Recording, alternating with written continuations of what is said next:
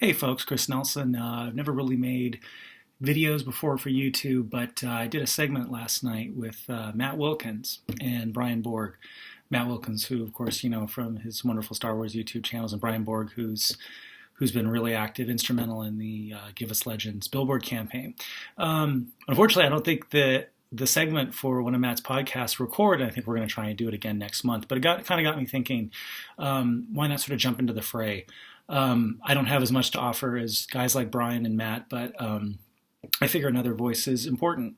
And what the heck, I love doing this as much as we all do. And I thought, let's just jump in. I want a forum to sort of talk about Star Wars from time to time in the EU and everything related to it, everything related to preserving the old canon, to celebrating the old canon. What I thought I would do today is just to sort of jump in and tell my EU story, something that we all talked about last night. I thought I'd share it. I'll get a chance to do this again probably with them in a month. That'll eventually be out there, but why not get started now? My story is somewhat unique. It wasn't a particular book or a particular role-playing game or a particular video game or comic or what have you that got me involved in the EU. I really can't remember a time in my life in which the EU didn't matter to me. And it's really because I can't remember a time when Star Wars wasn't a part of my life. I'm in my late 30s. I can't remember a time in which Star Wars didn't exist. So the original films, they practically raised me, right? I think like so many people my age, when things like Caravan of Courage or the Droids cartoon came out in the mid 80s, there wasn't a question to me that this was actually a part of the larger saga. And the thing that I have to stress about my views about Star Wars is I think like a lot of us in the EU movement, a lot of us fans, Star Wars is not a series of films. I've always taken, for whatever reason, from the very start, from the very early 80s, as like a 3-year-old watching Return of the Jedi, I've always taken a saga-centric view. These are not films. These are 3 chapters in a much larger saga. The EU, therefore, isn't just a project of building upon and deepening background stories of these players in these films.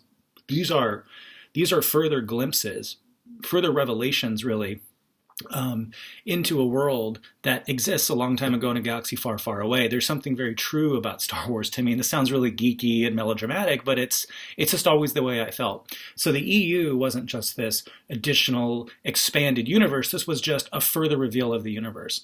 I take the saga-centric view very seriously, and it's actually something that, in talking with folks about whether or not to sort of join our movement, it's been helpful. It's been a helpful vocabulary.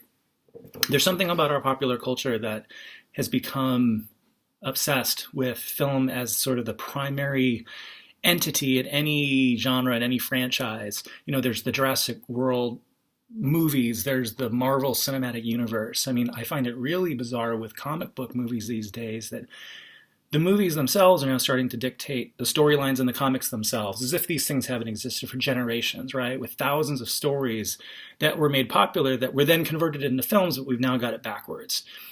Disney has taken the film-centric view. They've taken what will soon be about 40 years of continuity and content and canon and revelations about a world that actually exists a long time ago in a galaxy far, far away. And they traded it in for what? For another movie, for 2 hours of additional film time. That is unpardonable. And it's just a bummer more than anything, because they've taken away what it was the EU actually represented, which again was not just a series of books and comic books. The medium didn't matter, because Star Wars isn't just a series of films, it's not just a series of books, and it's not just the sum of those things, it's greater than the sum of its parts. It really is almost like some revealed scripture.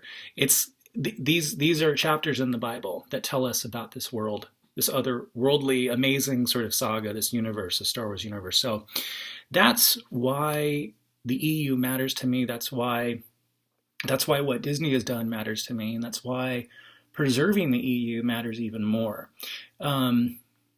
We are never going to get the old canon reinstated as the primary canon. Episode 7 is episode 7, and the new movies, there's nothing we can do about that. The new canon books, the new canon comics, what's done is done. But we can continue. We can work, we can fight to continue the further development of our old Legends canon. And it's something we really need to do. It's something we all need to really band together to fight for. We will get it. We will get it someday. Whether it's finally getting Disney to recognize that there is money to be made by producing more new Legends content, whether it's something we do on our own, as Matt and others have gone into, whether we build our own story groups, it will happen.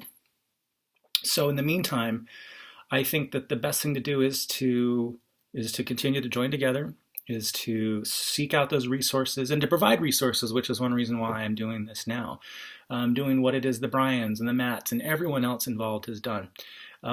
Creating places for people to come to sort of share their love of these things and to sort of share their stories and to share their excitement and their passion, their enthusiasm, and to celebrate it. Because, look, there are debates within this movement. Every day there are debates on Facebook, melodramatic fights and social media. Everyone's got a different point of view, a different strategy, a different tactic. That's what happens with movements. It's inevitable, it's sad, but it's just what happens. It's always the case that there's a cause, and then a movement emerges around the cause to advance the cause, and then the movement really quickly turns into sort of a king of the mountain fight between who's got the best ideas, and not just the best ideas, who's got the best rhetorical marketing ideas about how it is that the movement itself should be advocate. It loses touch almost immediately. It's not to say there isn't value there. It's just that a lot of good comes with, unfortunately, a lot of bad. I'm not interested in policing anyone's tactics. If doing nothing but creating memes on Facebook is bringing people to the cause, more power to it. If being a total douchebag on Twitter about the EU is converting people, well, more power to that as well. My view, though, is the following, that there is nothing quite like simply working to celebrate what we've got, for two reasons. We will eventually get a continuation of the old EU. In the meantime, however, the one thing we don't need Disney's permission for is to enjoy what we've got. Celebrate, love, read, reread, collect, exchange, share your stories, share your insights, create blogs, create YouTube channels about how much you love this stuff. Let's celebrate it. We can enjoy this stuff and not be a slave to Disney, not be a slave to the fight, while fighting for the things we want. But secondly, celebrating that does a very important thing for people we're trying to bring into the cause. Because if they see that this is a fight not only worth having, a fight that can be won, but a fight that's enjoyable to fight because they see us celebrating, they see us happy, it looks like something that's not only feasible but desirable. And that's why I've been so keen to sort of follow folks like Matt Wilkins' lead, to celebrate this stuff, to enjoy this stuff, to collect this stuff, to share our stories. Look, I can get into arguments all day long with people online and people I encounter at different conventions and stuff about this, and I'm happy to do it. And I think the more that we talk with one another, I think the more we sort of sharpen our argumentative toolkit, our rhetorical toolkit, really, I should say, for advancing the cause. But again, while we're celebrating, people will be attracted to that. They'll be attracted to the positivity, to the creativity. I think ultimately Disney will as well. So I'll leave it at that for now. I'll probably come back from time to time to talk about various updates, various things I'm working on to try and advance the cause. I'll probably be sharing some of my Star Wars collection, more tales from the EU, more encounters with others in the movement. And in the meantime, keep fighting the good fight. Do what you can do to bring more people on board. But more important than anything, just continue to celebrate the Legends expanded universe.